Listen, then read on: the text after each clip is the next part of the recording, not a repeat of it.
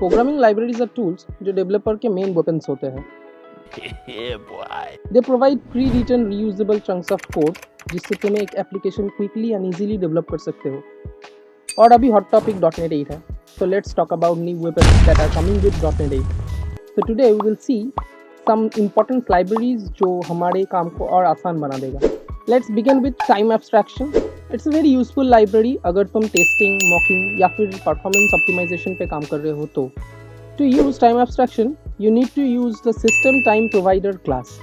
For example, अगर तुम system के टाइम को लॉक करना चाहते हो तो you should use timeprovider.now and that's enough.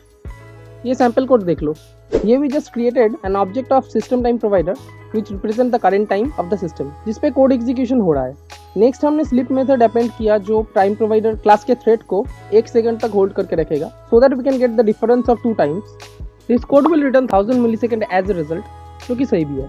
The next one is UTF-8 improvement. If you are familiar with encoding and decoding already, तुम्हें पता होगा till now we have to convert strings into UTF-16 first before using it in UTF-8.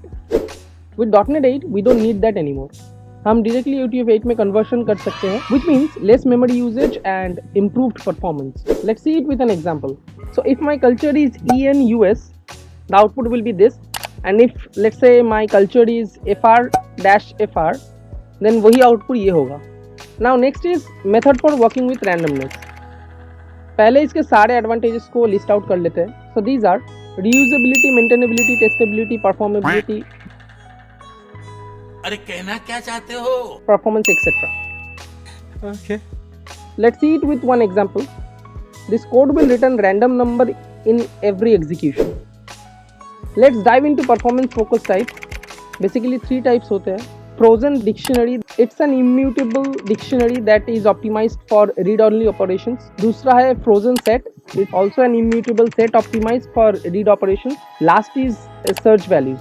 It is an immutable collection that is optimized for finding the first occurrence of the value. Now let's see it with an example, and the output of the code will be 1.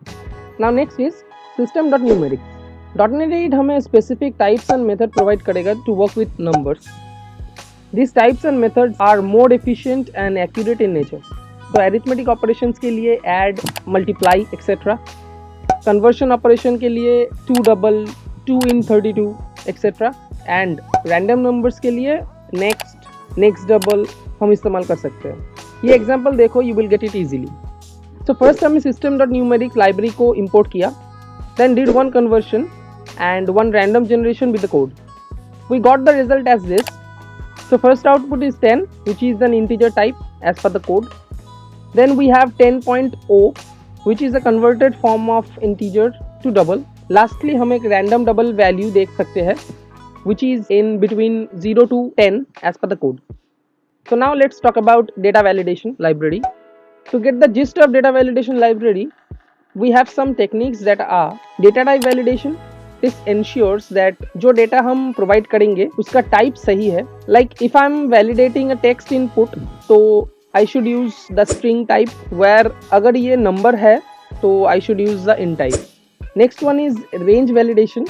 नाम से ही पता चल रहा है that it checks if the data entered is within the specific range or not. Similarly, with the help of regular expression validation, हम patterns को validate कर सकते हैं। This is a sample code for this. Now metrics. Metrics are new way to measure the performance and behavior of your application. Application के response time, throughput, error, memory usage वगैरह हम measure कर सकते हैं easily with the help of metrics. It can find the bottleneck of your application and also the area where your application can be improved. एक sample code के साथ देखते हैं ये कैसे काम करेगा। Here you can find new metrics.counter. यह तुम्हारे एप्लीकेशन के लिए एक नया मैट्रिक्स रेडी करेगा। टाइमर यूज करके हम start and end time denote कर सकते हैं। Then we got the values of matrix with using matrix.value.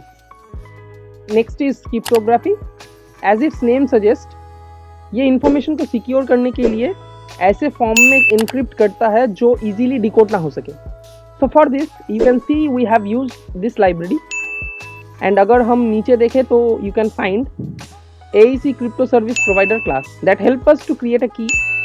इस की से ही हम encryption और decryption मेथड को परफॉर्म करेंगे। Last library for the day is Streambase ये मुंह से सुपारी निकाल के बात कर रहे बाबा।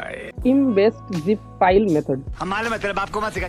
इसके लिए हम ये लाइब्रेरी को इंपोर्ट करते हैं। Advantage of this zip library is अब हम फाइल को जिप कर सकेंगे without doing the read operations of entire file to the memory.